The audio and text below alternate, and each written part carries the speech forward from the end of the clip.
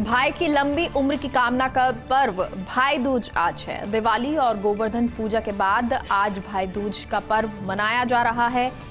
कार्तिक माह के शुक्ल पक्ष की द्वितीया तिथि को ये भाई दूज का पर्व मनाया जाता है। आज बहनें भाइयों को तिलक कर कामना करेंगी, उनकी मंगल आयु की लंबी आयु की कामना करती हैं और आज ये पर्व मनाया जा रहा है। लंबी और सेहतमंद जिंदगी की कामना करती हैं बहनें, क्योंकि आज भाई दूज है। तो भाई दूज का पूजा मुहूर्त दोपहर 1:10 से दोपहर 3:21 तक का है।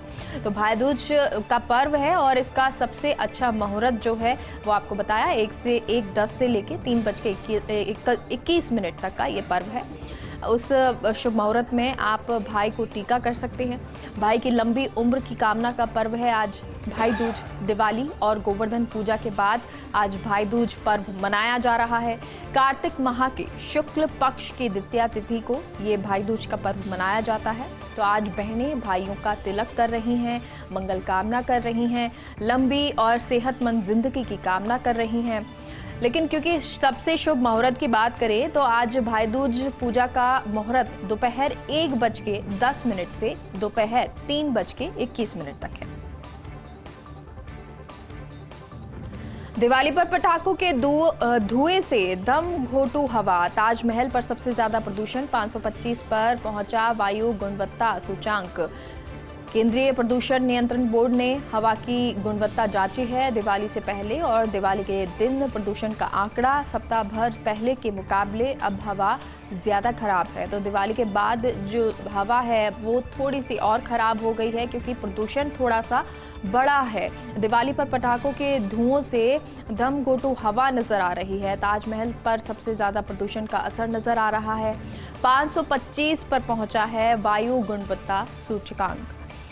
केंद्रीय प्रदूषण नियंत्रण बोर्ड ने हवा की गुणवत्ता जांची है और दिवाली से पहले और दिवाली के दिन प्रदूषण का आंकड़ा सप्ताह भर के पहले के मुकाबले अब हवा में ज्यादा प्रदूषण पाया गया है, यानी हवा जो है वो ज्यादा खराब पाई गई है। दुनिया भर में मोदी का डंका। दुनिया भर में प्रधानमंत्री नरेंद्र मोदी की बढ़ी लोकप्रियता। ग्लोबल लीडर अप्रूवल में पहले नंबर पर पीएम मोदी। मॉर्निंग कंसल्टेंट सर्वे में पीएम मोदी की 70% रेटिंग। मैक्सिको के राष्ट्रपति एल ओब्रादोर दूसरे नंबर पर हैं। इटली के प्रधानमंत्री मारियो द्रागी तीसरे नंबर पर हैं। तो मुख्यमंत्री आपको बता दें प्रधानमंत्री नरेंद्र मोदी, जिनका अभी भी दबदबा जारी है और क्योंकि दुनिया भर में मोदी का डंका बज रहा है, दुनिया भर में प्रधानमंत्री नरेंद्र मोदी की लोकप्रियता बढ़ी है। ग्लोबल लीडर अप्रूवल में पहले नंबर पर पीएम मोदी हैं।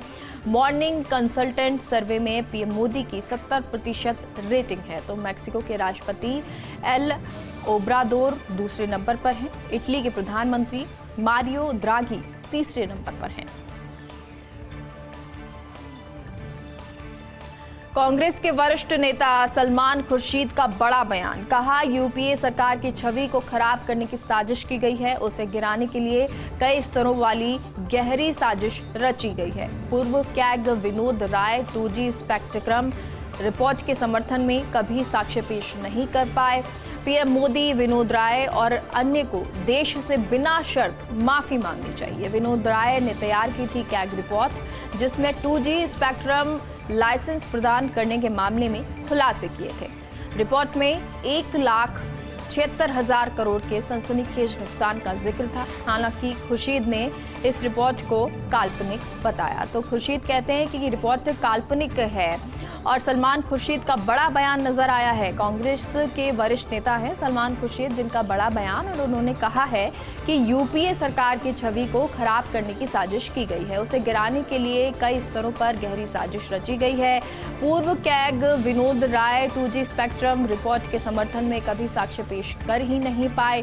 पीएम मोदी विनोद राय और अन्य को देश से बिना शर्त माफी मांगनी चाहिए। विनोद राय ने तैयार की थी कैग रिपोर्ट, जिसमें 2G स्पेक्ट्रम लाइसेंस प्रदान करने के मामले में खुलासे किए थे। रिपोर्ट में 1,76,000 करोड़ के सनसनीखेज नुकसान का जिक्र किया गया था। हालांकि खुर्शीद जो है वो इस रिपोर्ट को काल्पनिक बताते हैं।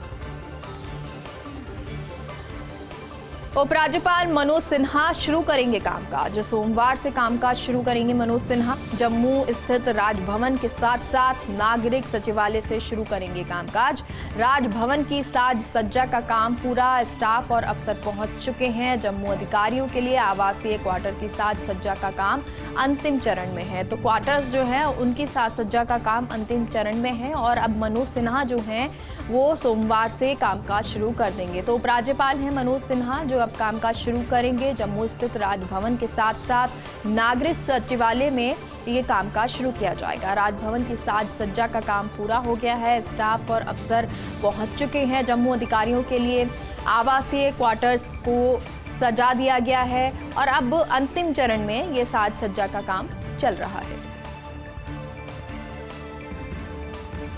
राजस्थान से और 2 नेताओं को दिल्ली में जिम्मेदारी। प्रदेश के 2 मंत्रियों को जिम्मेदारी दी गई है। आजादी की 75वीं वर्षगांठ पर विशेष आयोजन के लिए सब कमेटियों का गठन किया गया है। सोनिया गांधी ने दी 5 सब कमेटियों के गठन को मंजूरी। सोनिया गांधी ने बीडी कल्ला और प्रमोद जैन को जिम्मा दिया है। पब्लिकेशन कमेटी में प्रदेश के मंत्री बीडी कल्ला शामिल। सेमिनार कमेटी में मंत्री प्रमोद जैन भाया शामिल। सेमिनार कमेटी में राजस्थान की चैनिका उनियाल को भी शामिल किया गया है। तो चैनिका उनियाल जो शामिल हैं और वहीं जो राजस्थान के 2 नेता हैं उन्हें दिल्ली में जिम्मेदारी दी गई है। प्रदेश के 2 मंत्री ऐसे हैं जिन्हें जिम्मेदारी सौंपी गई है। आजादी के 75वीं वर्षगांठ पर विशेष आयोजन के लिए सब कमेटियों का गठन किया गया है। सोनिया गांधी ने दी 5 सब कमेटियों के गठन को मंजूरी। सोनिया गांधी ने बीडी कल्ला और प्रमोद जैन भाया को जिम्मेदारी दी है। पब्लिकेशन कमेटी में प्रदेश के मंत्री बीडी कल्ला शामिल हैं तो वहीं सेमिनार कमेटी में मंत्री प्रमोद जैन भाया शामिल हैं। सेमिनार कमेटी में राजस्थान की चैनिका उनियाल को शामिल किया गया है।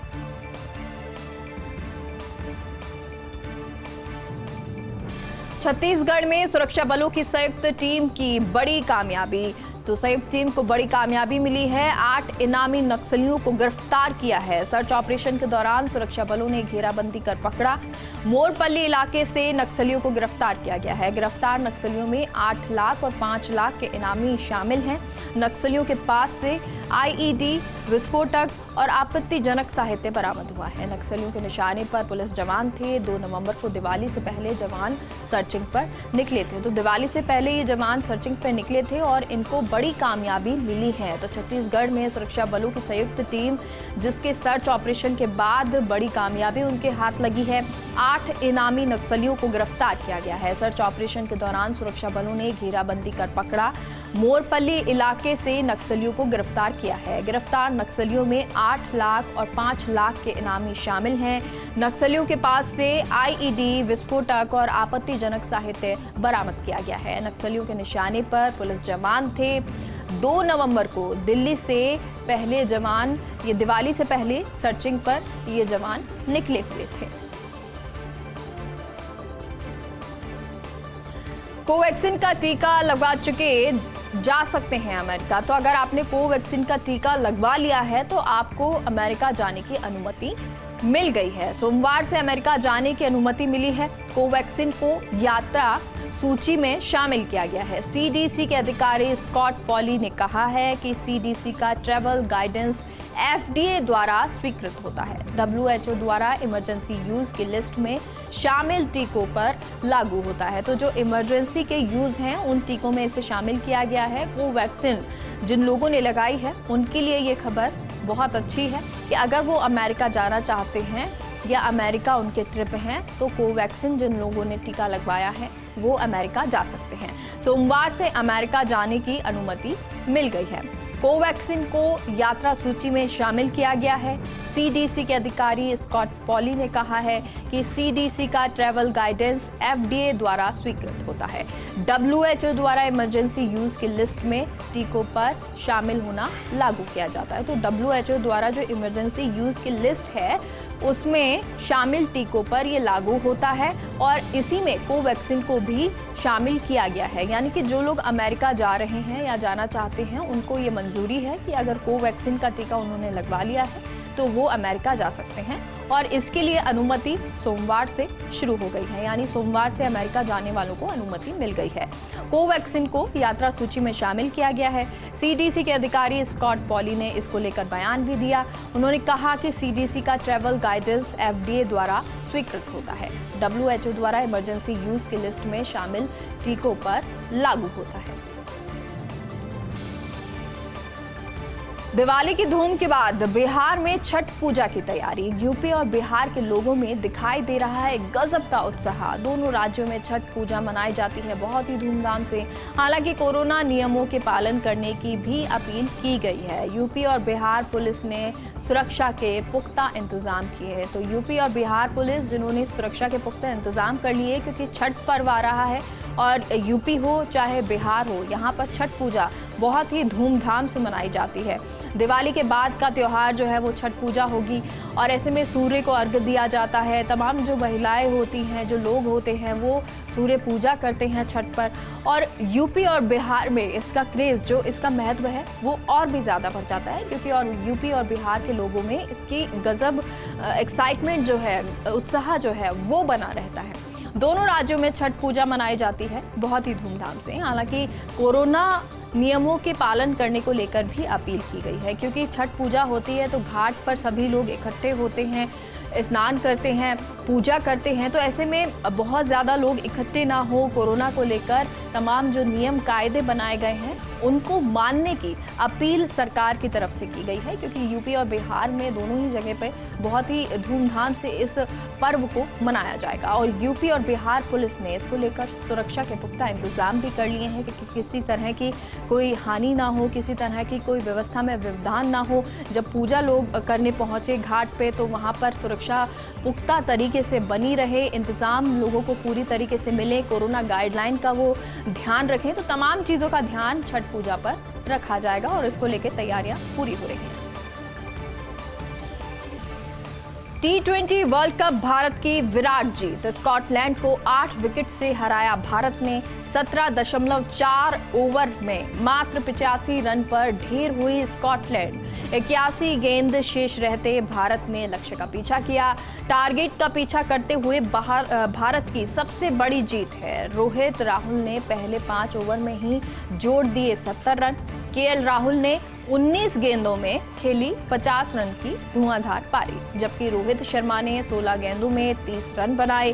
15 रन देकर 3 विकेट लेने वाले Ravindra Jadeja man of the match रहे। मोहम्मद शमी 3, बुमराह 2 और आज R अश्विन को 1 विकेट मिला है। तो किसको कितने विकेट मिले और मैन ऑफ द मैच कौन रहा, ये भी आपको बता रहे हैं, क्योंकि T20 वर्ल्ड कप भारत की विराट जीत हुई है। स्कॉटलैंड को 8 विकेट से भारत ने हराया है। 17.4 ओवर में मात्र 85 रन पर स्कॉटलैंड ढेर हो गई। 81 गेंद शेष रहते भारत ने लक्ष्य को पीछा किया। टारगेट का पीछा करते हुए भारत की सबसे बड़ी जीत। रोहित राहुल ने पहले 5 ओवर में ही 70 रन जोड़ दिए। KL राहुल ने 19 गेंदों में खेली 50 रन की धुआंधार पारी, जबकि रोहित शर्मा ने 16 गेंदों में 30 रन बनाए। 15 रन देकर 3 विकेट लेने वाले Ravindra Jadeja man of the match रहे। मोहम्मद शमी 3, बुमराह 2 और R अश्विन को 1 विकेट मिला। अब अफगानिस्तान ही बचाएगा भारत को। T20 वर्ल्ड कप में भारत को चमत्कार की आस है। कल स्कॉटलैंड पर विराट जीत से खुशी।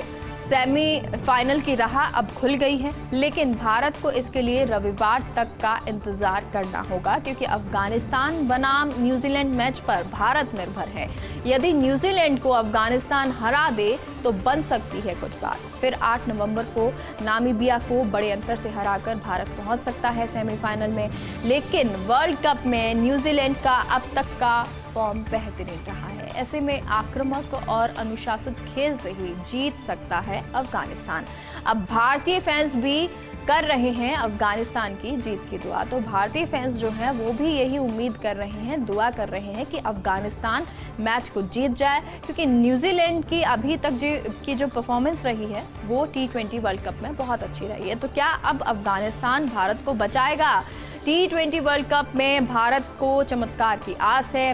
कल स्कॉटलैंड पर विराट जीत से सेमीफाइनल की राह खुल गई, लेकिन भारत को इसके लिए रविवार तक का इंतजार करना होगा, क्योंकि अफगानिस्तान बनाम न्यूजीलैंड मैच पर भारत निर्भर है।